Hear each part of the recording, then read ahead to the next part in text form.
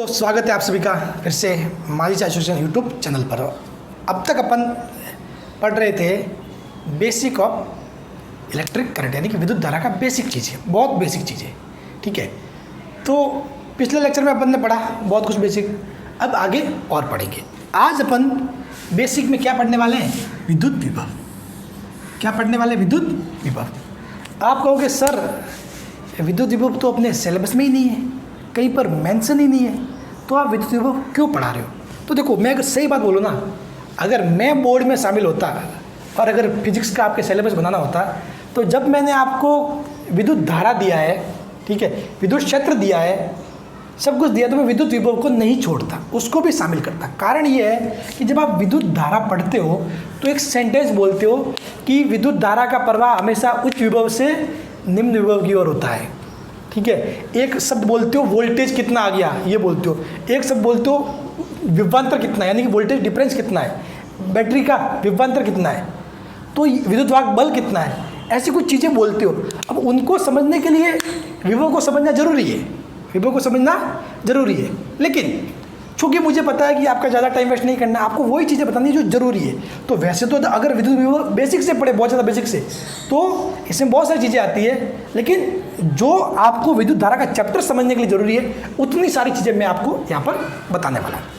ठीक है, जिसको पता है अच्छी बात है, जिसको नहीं पता उसके लिए ये बहुत ज़्यादा इंपॉर्टेंट है, और जिसको पता है वो भी देख ले, क्योंकि चीज़ें काम की ही निकल के सामने आएगी।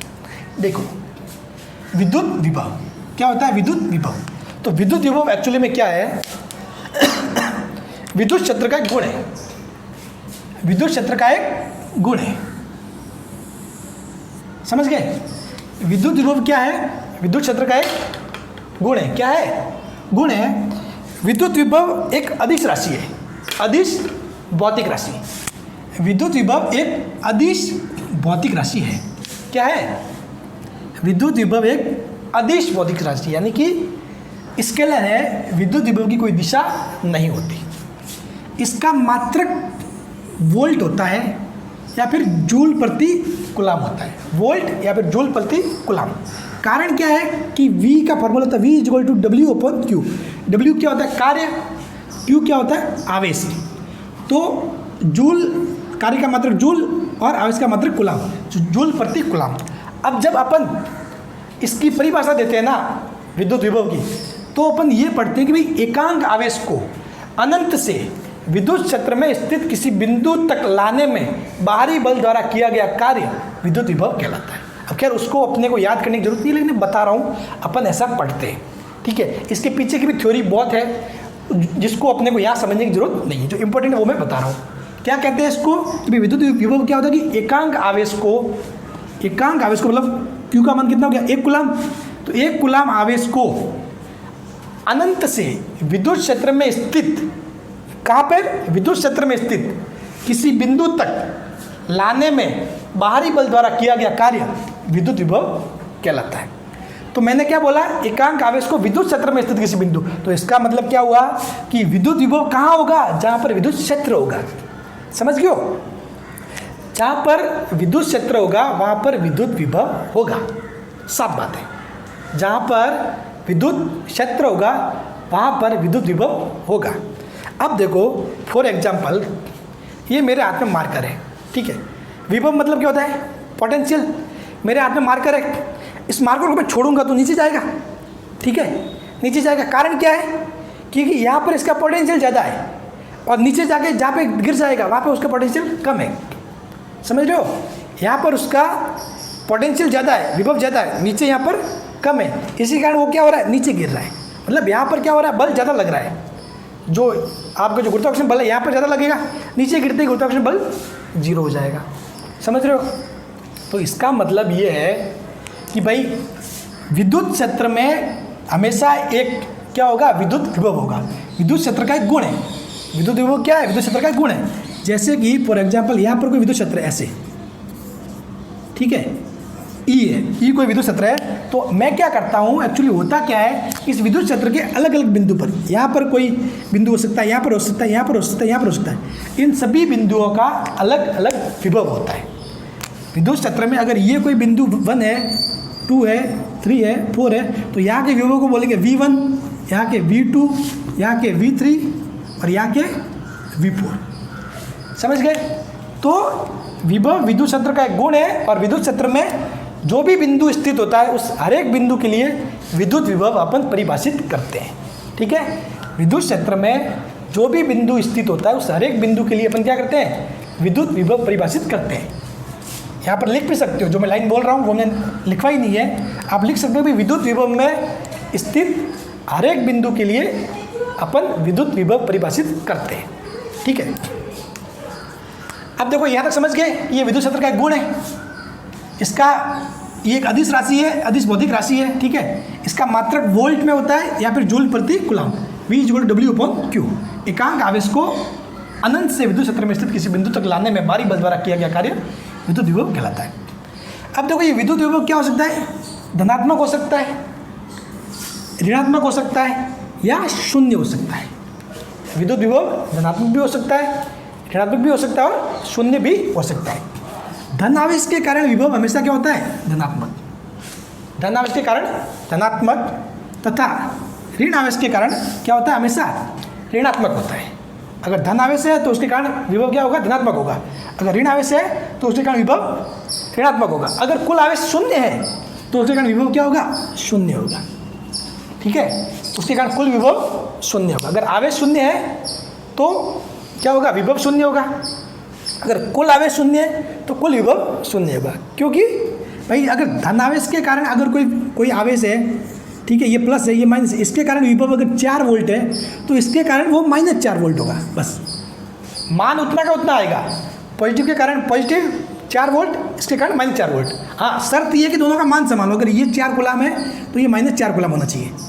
समझ गए? अगर ये प्लस का 4 कूलम तो इसके कारण 4 वोल्ट विभव, फॉर एग्जाम्पल मान लिया, तो ये अगर ये -4 कूलम है तो उसके कारण -4 वोल्ट होगा। समझ गए? तो धन आवेश के कारण विभव धनात्मक, ऋण आवेश के कारण ऋणात्मक होता है। अभी 2-3 पॉइंट्स और विभव के बारे में वो और पढ़ते हैं अपन। अब देखो ये जो बोर्ड पे अब समझा रहा हूँ ना, इसको बहुत ध्यान से देखना। ठीक है? सारे कॉन्सेप्ट आपके क्लियर हो जाएंगे, कोई डाउट नहीं रहेगा आपको। ठीक है? कभी भी लाइफ में उसके बाद आप अगर हायर स्टडीज़ के लिए जाओगे या कुछ और भी पढ़ोगे ना इनसे संबंधित, कभी भी कुछ भी डाउट नहीं रहेंगे। देखो बात क्या होती है, मैंने माना ये क्या रखा हुआ है? धन आवेश रखा हुआ है, ओनली फॉर धन आवेश है, कोई आसपास ऋण आवेश नहीं है। तो आपको पता है धन आवेश के कारण क्या होगा? विद्युत क्षेत्र दिशा इससे बाहर की तरफ होगी। ठीक है? इससे जो विद्युत क्षेत्र रेखाएं निकलेगी वो यहाँ से निकलेगी और कहाँ तक होगी? अनंत पे जाके समाप्त हो जाती है। धन आवेश के कारण जो विद्युत क्षेत्र रेखाएं निकलती है वो अनंत पे जाके समाप्त हो जाती है। यानी कि धन आवेश के कारण विद्युत क्षेत्र दिशा इस साइड होगी। ठीक है? पॉजिटिव से अनंत की तरफ। ठीक है? तो क्या होता है, मैंने बताया कि भाई जो धन आवेश होगा उसके कारण विभव क्या होगा? धनात्मक होगा। यहाँ पर विभव क्या होगा? धनात्मक। मार्कर, एक मिनट, मार्कर ने धोखा दे दिया। चलिए जस्ट तो धन आवेश के कारण क्या होता है? यहाँ पर V हो गया विभव, ये क्या हो गया? यहाँ पर धनात्मक होगा। क्या होगा? धनात्मक। यहाँ पर क्या होगा? धनात्मक। और अनंत पर विभव क्या होता है? क्योंकि विद्युत क्षेत्र क्या होगा? अगर यहाँ पे कोई आवेश है तो विद्युत क्षेत्र सभी जगह होगा, लेकिन अनंत तक जाते जाते विद्युत क्षेत्र क्या हो जाएगा? लगभग 0 हो जाएगा। मतलब अनंत पे क्या मानते हैं? उसको वैल्यू को 0 मानते हैं। तो यहाँ पर क्या हो जाएगा? अनंत पर विभव क्या मानते हैं अपन? 0। अनंत पर विभव 0 होता है। अनंत पर विभव क्या होता है? 0 होता है। ठीक है? यहाँ पर भी क्या होगा? इस केस में भी अनंत पर विभव क्या होगा? 0 होगा। तो अब देखो होगा क्या कि V यहाँ पर क्या है? धनात्मक है। V क्या है? धनात्मक। इसके आसपास धनात्मक है और E की दिशा में, E किस साइड है? इस साइड होगा। तो E की दिशा में आप जा रहे हो ना, यहाँ से ऐसे जा रहे हो, तो यहाँ पर क्या है? मैक्सिमम। V क्या है? मैक्सिमम, अधिकतम है। और ऐसे धीरे धीरे धीरे ये क्या हो रहा है? घट रहा है। घटते घटते घटते घटते घटते घटते अनंत पे जाके क्या हो रहा है? 0 हो रहा है। समझ रहे हो? क्योंकि धनावेश के पास विभव धनात्मक यानी कि अधिकतम, जबकि अनंत पे जाके वो क्या हो रहा है, शून्य हो रहा है। ठीक है, तो इसका मतलब क्या हो रहा है कि जैसे जैसे आप ई की दिशा में जा रहे हो, विद्युत क्षेत्र की दिशा में जाने पर क्या होता है, विभव का मान घटता है, विभव का मान घटता है। ये हमेशा दिमाग में बात रखना है, विद्युत क्षेत्र की दिशा में जाने पर विभव का मान घटता है। ये मैं लाइन लिखवा दूंगा आपको, लेकिन इससे ये बात समझ में आ गई। अब फॉर एग्जाम्पल अब यहाँ पे देखो, यहाँ पे अगर क्या है, अकेला ऋण आवेश है, तो आपको पता है ऋण आवेश के कारण क्या होगा, विद्युत क्षेत्र की दिशा इस साइड होगी, की दिशा क्या होगी, इस साइड होगी ना, इस आवेश की तरफ, ऋण आवेश की तरफ। तो ऋण आवेश के कारण विभव क्या होता है, ऋणात्मक होता है। क्या होता है, ऋणात्मक। ऋण आवेश के कारण विभव की दिशा, सॉरी विभव क्या होता है, ऋणात्मक होता है।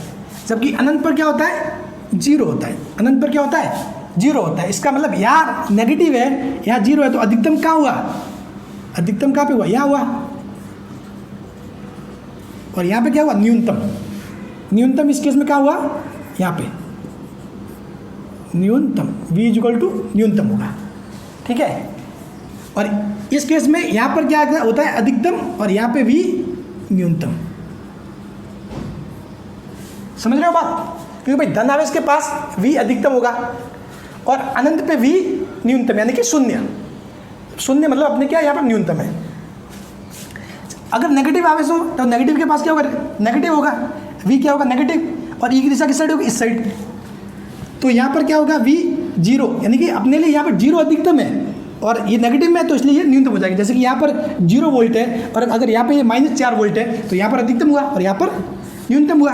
तो अब देखो, आप इस साइड आ रहे हो तो ये अधिकतम है, ऐसे न्यूनतम है। तो यहाँ देखो, आप ई की दिशा में जा रहे हो, यहाँ भी ई की दिशा में जा रहे हो, तो क्या हो रहा है, ई की दिशा में जाने पर विभव का मान हमेशा घटता है, भले वो पॉजिटिव आवेश हो या नेगेटिव आवेश। यहाँ देखो, यहाँ आप ई की दिशा में इस साइड जा रहे हो तो अधिकतम से न्यूनतम की तरफ जा रहे हो, यानी कि घट रहा है, विभव क्या हो रहा है, घट रहा है। यहाँ आप ई की दिशा में जा रहे हो तो अधिकतम से न्यूनतम की तरफ जा रहे हो और ई का मान, सॉरी वी का मान घट रहा है।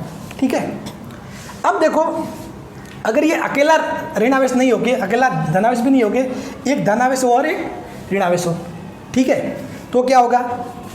देखो फॉर एग्जांपल, अगर मैं पहले इन दोनों कंडीशन में बात करें, अगर मैं यहाँ पे कोई आवेश रख दूँ, यहाँ पे मैंने कोई धनावेश रख दिया, ठीक है, तो धनावेश पे बल किस साइड लगेगा, इस साइड लगेगा। तो धनावेश किस साइड करेगा गति, इस साइड करेगा गति। ठीक है, तो ये धनावेश की गति मतलब धारा की गति। भाई धनावेश अगर इस साइड बह रहा है तो धारा इस साइड बह रही है, तो इसका मतलब क्या हुआ कि धारा उच्च विभव से निम्न विभव की तरफ बहती है। समझ गए, जो पॉइंट लिखते हैं ना कि भाई धारा उच्च विभव से निम्न विभव की तरफ क्यों बहती है, कारण ये है कि धारा उच्च विभव से निम्न विभव की तरफ बहती है। कारण ये है कि ई की दिशा इस साइड होगी तो पॉजिटिव पे बस इस साइड, तो आवेश इस साइड बहेंगे, और जो पॉजिटिव आवेश बहते हैं उनको ही बोलते हैं धारा की दिशा। अगर यहाँ पर नेगेटिव होता है तो नेगेटिव पे बल किस साइड लगता है, इस साइड लगता है। ठीक है, लेकिन अपने धारा की दिशा कौन सी होती है, जिस साइड धनावेश पर बल लगता है, जिस साइड धनावेश बहते हैं उसी को बोलते हैं धारा की दिशा। अब मानो यहाँ पर कोई पॉजिटिव आवेश है, तो अगर यहाँ पे कोई पॉजिटिव आवेश है तो धनावेश पर बल हमेशा किस साइड लगेगा, ई की दिशा में। यहाँ पर ई इस साइड है तो मतलब धारा किस साइड बहेगी, इस साइड। तो यहाँ भी देख लो, धारा कहाँ है, वी अधिकतम, यानी कि उच्च विभव से वी न्यूनतम, निम्न विभव की तरफ बह रही है। समझ गए, इतना शायद आपको डाउट क्लियर हो गया होगा। अगर नहीं हुआ है तो मैंने सारे पॉइंट्स बोल दिए जो समझाने के लिए जरूरी है, उसको पीछे जाके रिवाइज करके एक बार फिर से देखना। अब बात करते हैं यहाँ पे, मैंने एक माना पॉजिटिव आवेश, एक माना नेगेटिव आवेश। ठीक है, कि भाई पहला तो क्या था कि एक पॉजिटिव ही था, तो इसलिए एक पॉजिटिव और एक अनंत मान लिया अपन ने, कि भाई अनंत पे जाके बल रेखा है, मतलब वहाँ पे मिलती है। और इस केस में नेगेटिव में क्या होता है, अनंत से आती है और विद्युत क्षेत्र रेखा यहाँ पर ऐसे आती है। ठीक है, पॉजिटिव से ऐसे दूर से आती है, नेगेटिव से अंदर की तरफ आती है। लेकिन अगर एक पॉजिटिव एक नेगेटिव हो तो यहाँ से जाएगी और यहाँ पे आके समाप्त हो जाएगी। ठीक है, तो अब देखो बात करते हैं चीज़ की, बात कैसी है। ये पॉजिटिव है, ये नेगेटिव है। तो मैंने बताया आपको कि भाई धन आवेश के पास विभव क्या होगा, धनात्मक होगा। तो धनात्मक मतलब उसको क्या बोलेंगे, उच्च विभव। और ऋण आवेश पे पास क्या होगा, विभव नेगेटिव। भाई विभव क्या होगा, यहाँ पर विभव क्या होगा, ऋणात्मक। वी के पास क्या होगा, नेगेटिव के पास क्या होगा, अगर आवेश नेगेटिव है तो क्या होगा, ऋणात्मक, यानी कि निम्न विभव। यहाँ पर क्या होगा, धनात्मक,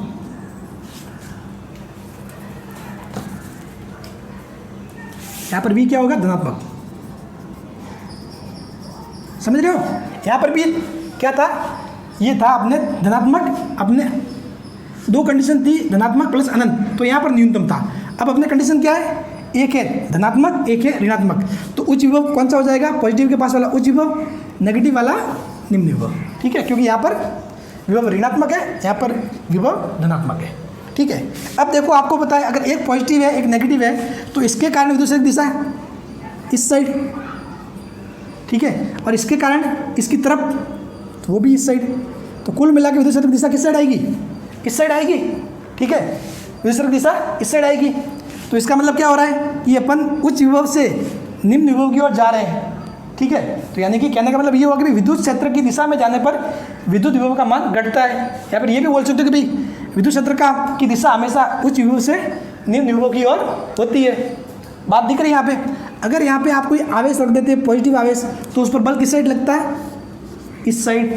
ठीक है, क्योंकि विद्युत क्षेत्र की दिशा इस साइड है। इस और पॉजिटिव आवेश जब बल लगेगा तो पॉजिटिव आवेश बहेगा, और उसके बहने को क्या बोलेंगे, धारा।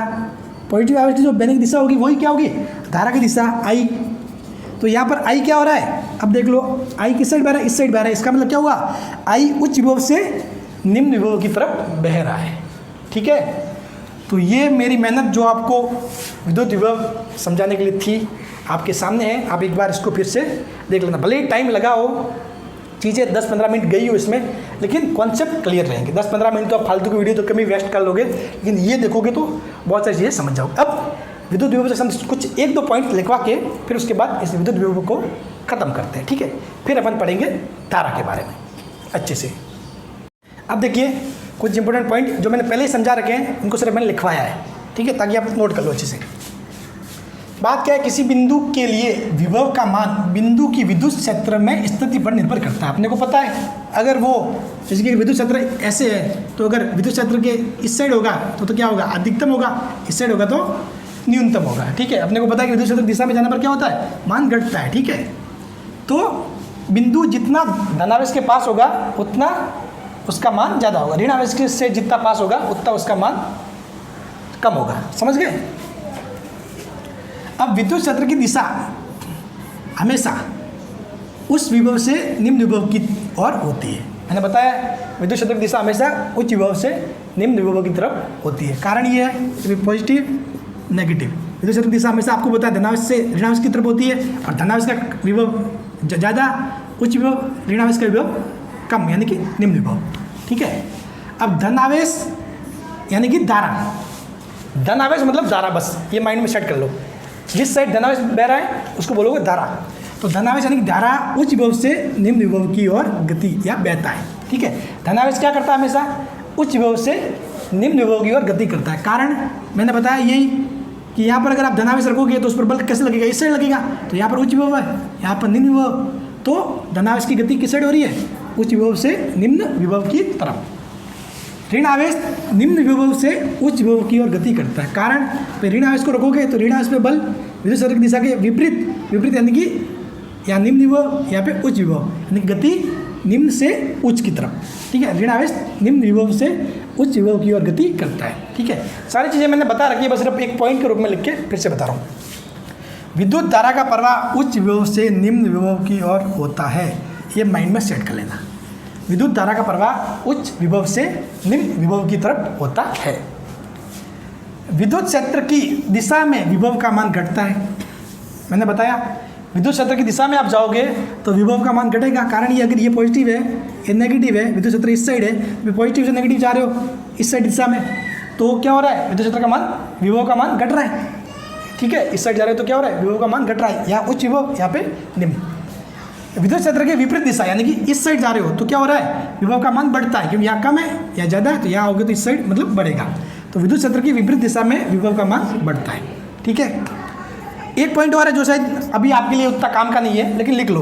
विद्युत क्षेत्र की दिशा के लंबवत, अगर ये इसके या तो आप इस साइड जा रहे हो या इस साइड जा रहे हो, दो चीज़ें हैं, लेकिन अभी लंबवत जा रहे हो, ऐसे ये दिशा है, इसके लंबवत जा रहे हो तो विद्युत विभव का मान नियत रहता है। क्या रहता है, नियत रहता है। अगर यहाँ पर 4 वोल्ट है तो ऊपर भी कितना होगा, 4 वोल्ट ही होगा।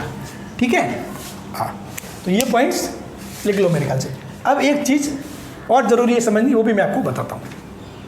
आप समझिए इम्पोर्टेंट चीज़ कि अनंत पर विभव शून्य माना जाता है। ठीक है, ये आपने पढ़ा है, मैंने बताया भी, ये सब कुछ लिखवा रहा हूँ कि भाई अनंत पर विभव क्या होता है, शून्य माना जाता है।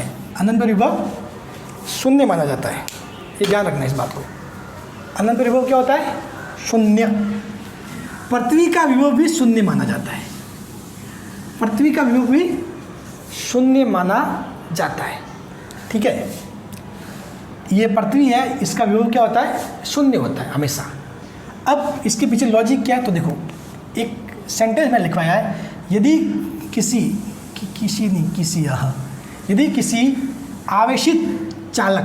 यदि किसी आवेशित चालक को चालक तार द्वारा पृथ्वी से जोड़ा जाए तो चालक का आवेश शून्य हो जाता है। पहली बात तो मैंने जो एक एक लाइन जो लिखी है उसको ध्यान से पढ़ो। यदि किसी आवेशित चालक, ठीक है, को चालक तार द्वारा, अगर इसको मैं अचालक तार द्वारा जोड़ूं तो फिर आवेश बहेगा ही नहीं। ठीक है, तो यदि किसी आवेशित चालक को चालक तार द्वारा पृथ्वी से जोड़ा जाए तो क्या होता है, चालक का आवेश शून्य हो जाता है। चालक का आवेश शून्य हो जाता है, अतः आवेश शून्य हो गया तो उसके कारण क्या होगा, उसका विभव भी शून्य हो जाएगा, चालक का विभव भी शून्य हो जाएगा। अब देखो कारण क्या है, कैसे होता है ऐसा। फॉर एग्जाम्पल मैंने माना कि इस पर क्या है, धन आवेश है, इस पर क्या है, धन आवेश, तो इसका क्या होगा, विभव क्या होगा, धनात्मक। विभव क्या होगा, धनात्मक।